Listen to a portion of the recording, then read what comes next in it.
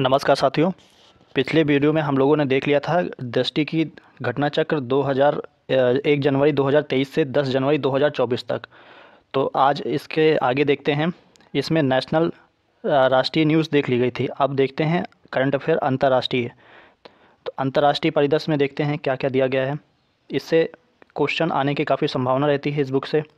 तो पहला पॉइंट दिया गया है, पोलैंड के नए प्रधानमंत्री के रूप में किसे शपथ ग्रहण किया है।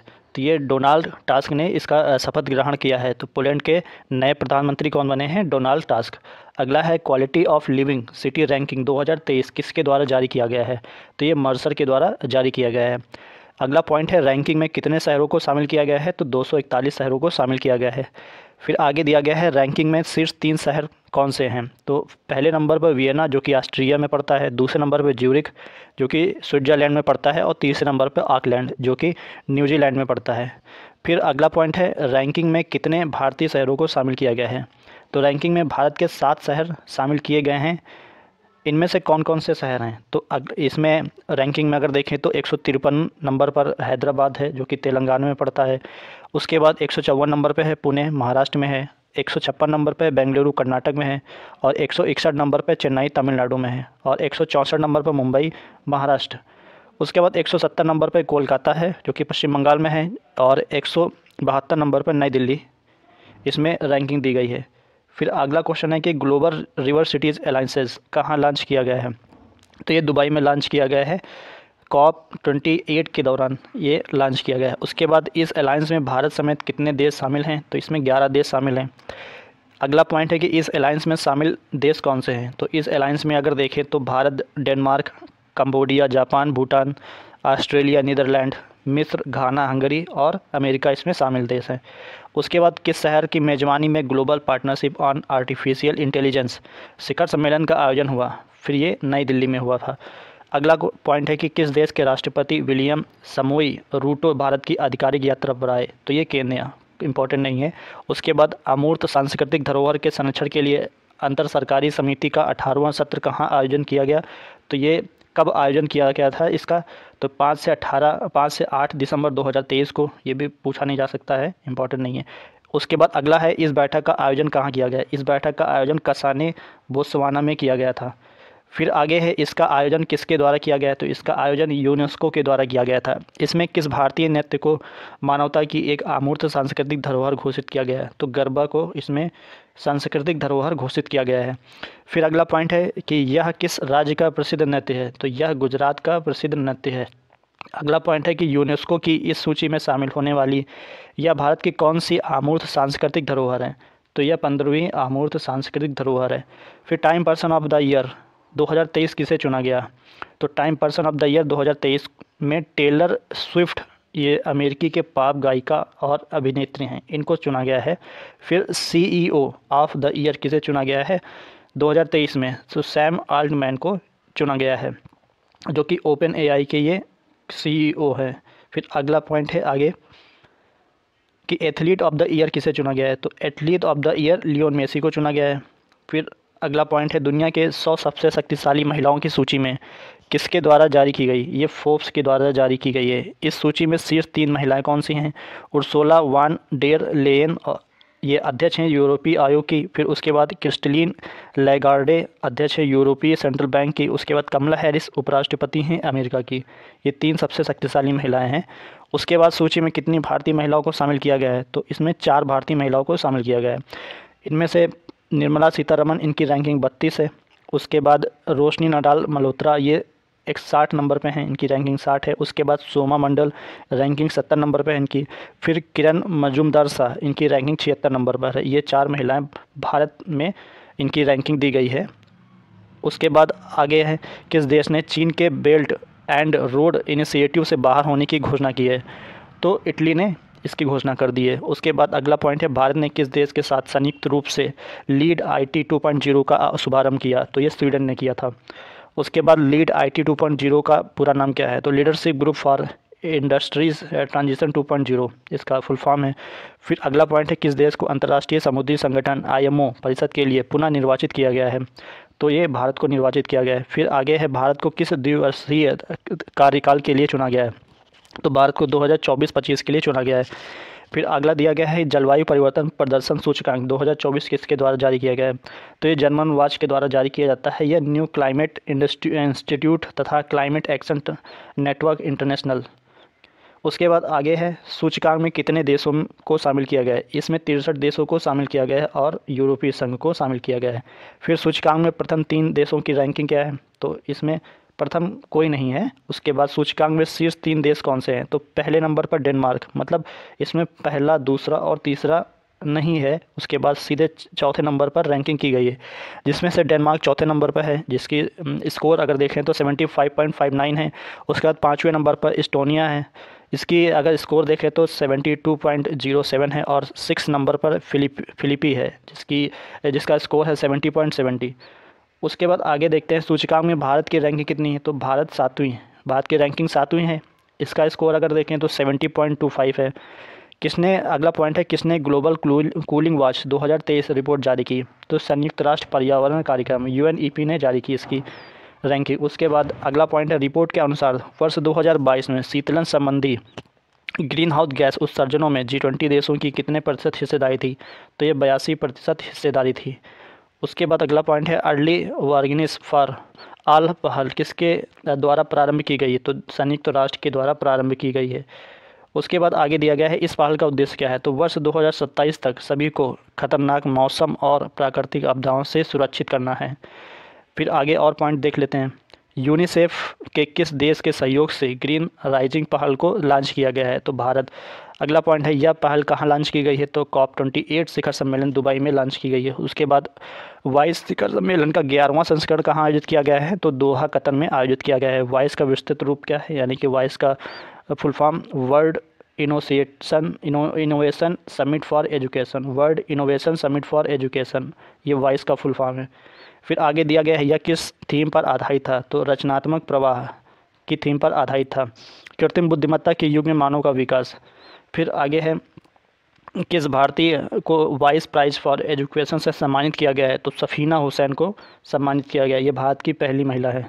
उसके बाद न्यूजीलैंड का प्रधानमंत्री किसे नियुक्त किया गया है? तो न्यूजीलैंड के प्रधानमंत्री क्रिस्टोफर लक्सन को नियुक्त किया गया है, नए प्रधानमंत्री क्रिस्टोफर लक्सन। फिर आगे है कौन सा मंदिर परिसर इटली के पोम्पेई को पीछे छोड़कर विश्व का 8वां आश्चर्य बन गया? तो अंकोर वाट का मंदिर, ये विश्व का 8वां अजूबा बन गया है। तो ये कहाँ पे है? ये कंबोडिया में है। उसके बाद अफ्रीकी देश लाइबेरिया का राष्ट्रपति किसे नियुक्त किया गया है? तो ये जोसेफ बोकाई को राष्ट्रपति बनाया गया है। अगला है पॉइंट आप एक लीडरशिप वीक 2023 कहाँ आयोजित किया गया? तो सैन फ्रांसिस्को USA में आयोजित किया गया है। इसकी थीम क्या थी? सबके लिए एक लचीले और संधारणीय भविष्य का निर्माण करना था। उसके बाद लग्जमबर्ग का नया प्रधानमंत्री किसे नियुक्त किया गया है? तो ये ल्यूनेग फ्रीडेन को नया प्रधानमंत्री बनाया गया है। कहाँ का? लग्जमबर्ग का। उसके बाद मालदीव के नए प्रधानमंत्री के रूप में किसे शपथ ग्रहण की? तो मालदीव के नए प्रधानमंत्री ये मोहम्मद मोइज्जू बने हुए हैं। ये पूछा जा सकता है मालदीव क्योंकि चर्चा में रहा अभी हाल ही फिलहाल में। उसके बाद चक्रवात मिथिली कहाँ पर आया था? तो चक्रवात मिथिली, ये जो चक्रवात वाले क्वेश्चन होते हैं ये काफ़ी पूछे जाते हैं। तो चक्रवात मिथिली कहाँ पर आया? बंगाल की खाड़ी में आया। चक्रवात मिथिली बंगाल की खाड़ी में आया। इस चक्रवात का नामकरण किसके द्वारा किया गया? तो ये मालदीव के द्वारा किया गया। चक्रवात मिथिली कहाँ पे आया? बंगाल की खाड़ी में। किसने नामकरण किया? मालदीव ने किया। उसके बाद इस चक्रवात से मुख्यतः कौन कौन से देश प्रभावित हुए? तो इससे मुख्यतः भारत और बांग्लादेश प्रभावित हुए। नामकरण किसने किया? मालदीव ने किया। कहाँ पे आया? बंगाल की खाड़ी में। चक्रवात का नाम क्या है? मिथिली। उसके बाद अगला पॉइंट है इनोवेशन हैंडशेक कहाँ लॉन्च किया गया? तो ये सैन फ्रांसिस्को में लॉन्च किया गया है। क्या? Innovation handshake. उसके बाद इसका उद्देश्य क्या है? इसका उद्देश्य भारत और अमेरिका के बीच द्विपक्षीय तकनीकी संबंधों को मजबूत करना है। फिर अगला पॉइंट दिया गया है कौन सा देश आधिकारिक रूप से treaty on conventional armed forces in Europe से बाहर हो गया है? तो ये रूस बाहर हो गया। उसके बाद QS world university ranking Asia 2024 किसके द्वारा जारी की गई है? तो ये क्वाइका कोली साइमंड्स के द्वारा जारी की गई है। उसके बाद अगला पॉइंट है यह कौन सा संस्करण है? तो ये 16वां संस्करण है। फिर आगे दिया गया है रैंकिंग में सर्वाधिक संस्थान किस देश के हैं? तो रैंकिंग में सर्वाधिक संस्थान भारत के हैं। 148 संस्थान दिए गए हैं भारत के। फिर रैंकिंग में शीर्ष स्थान पर कौन सा स्थान रहा?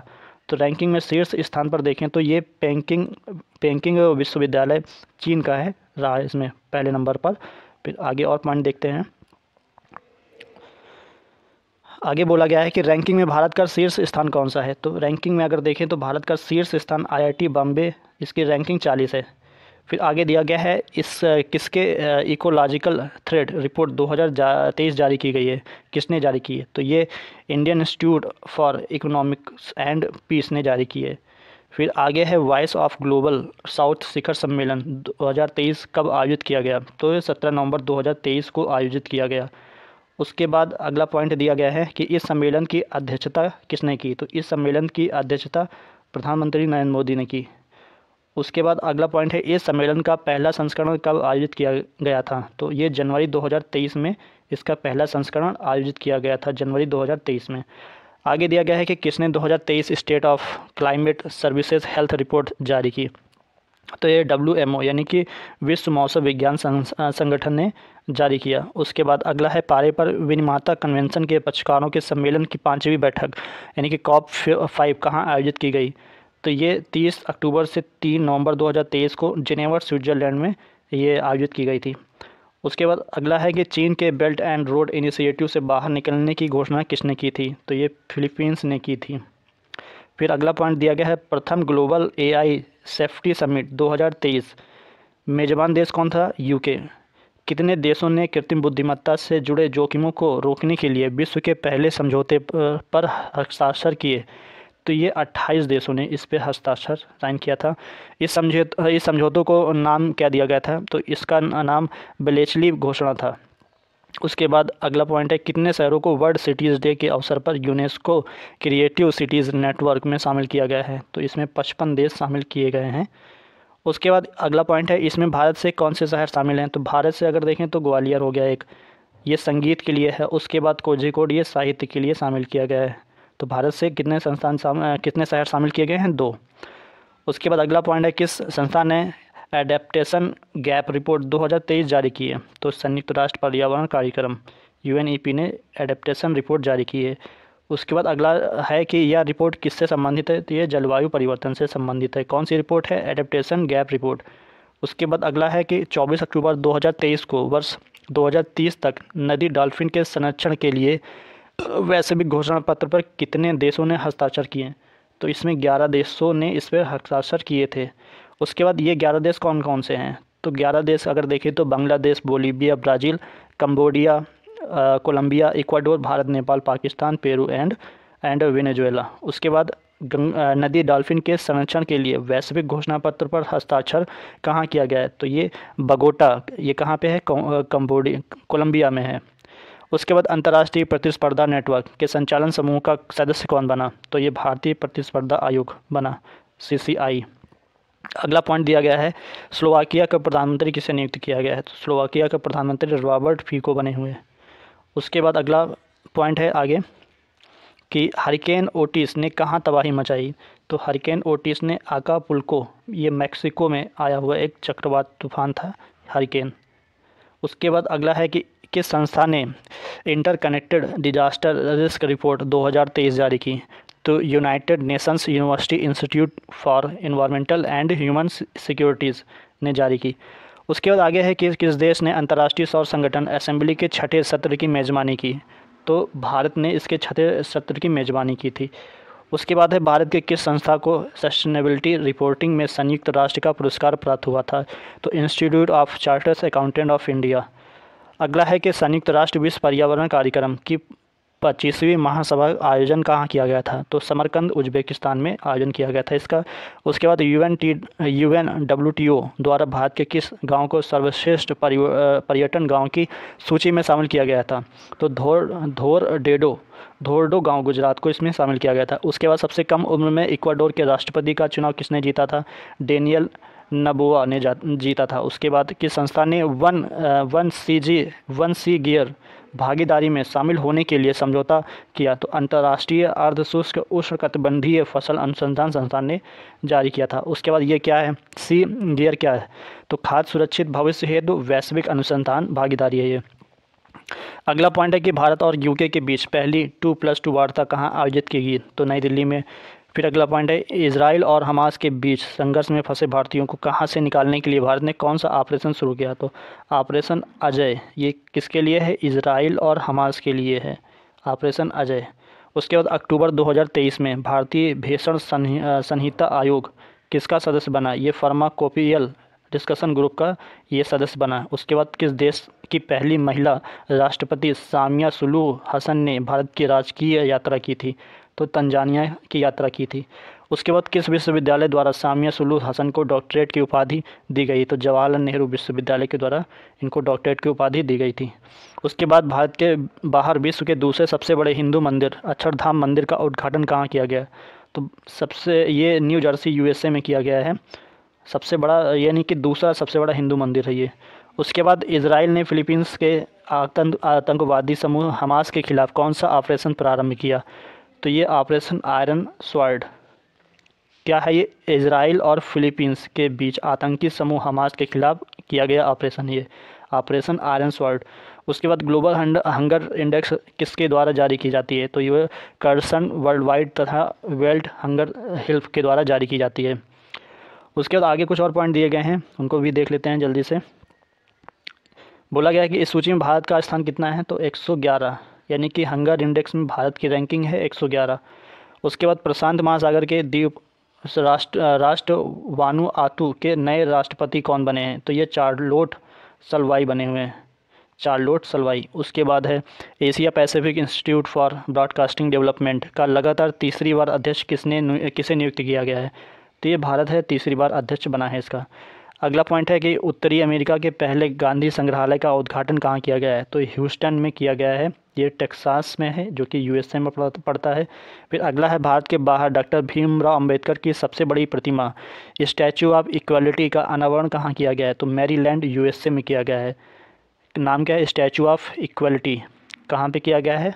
Maryland USA. किसकी मूर्ति है ये? भीमराव अंबेडकर की मूर्ति बनाई गई है। उसके बाद वैश्विक नवाचार सूचकांक 2023 किसके द्वारा जारी किया गया है?